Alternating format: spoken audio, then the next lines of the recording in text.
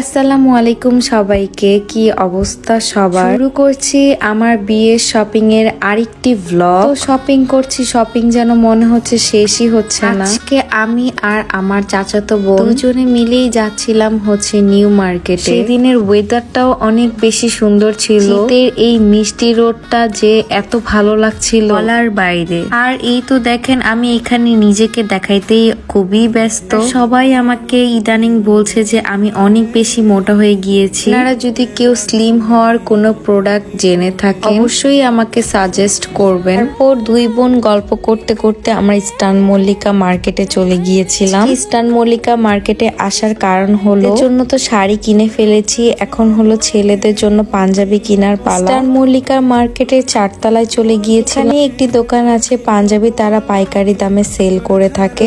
আমি হচ্ছে এই আকাশি আর এই ম্যাজেন্ডা কালারের পাঞ্জাবিটা দেখছিলাম। আমি মেয়েদের শাড়ির সাথে ম্যাচিং করে পাঞ্জাবি নিতে চাচ্ছিলাম। আর এই ম্যাজেন্ডা কালারের পাঞ্জাবিটি আমার অনেক বেশি পছন্দ হয়। বের করে ভাইয়াকে বলছিলাম যে আমার এই কয়টা পাঞ্জাবি লাগবে। ওর ভাইয়া সাইজ অনুযায়ী আমাকে পাঞ্জাবিগুলো দেখাচ্ছে। এরপর আমি ভালো মতো হিসাব করে করে দেখছিলাম সবকিছু ঠিক আছে কিনা।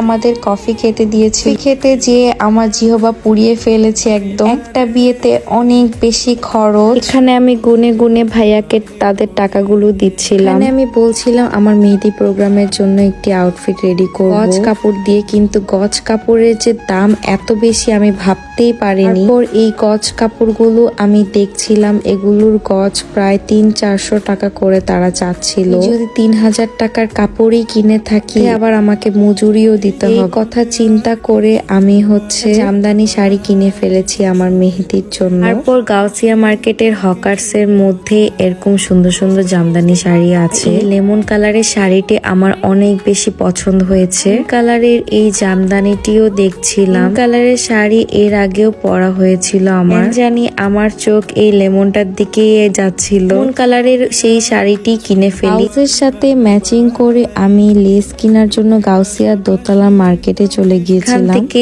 লেস ম্যাচিং করছিলাম। লেমন কালারটা এত বেশি রেয়ার ছিল, আমি কোনোভাবে ম্যাচিং করতে পারছিলাম না। আমি আবার সেই হকার্স মার্কেটে চলে যাই। আমার একটা স্পেশাল ডে আছে, সেই দিনটির জন্যই আমি আরেকটি শাড়ি দেখছিলাম। আর এই হকার্সে এই দোকানটার মধ্যে এত সুন্দর সুন্দর শাড়ি আছে।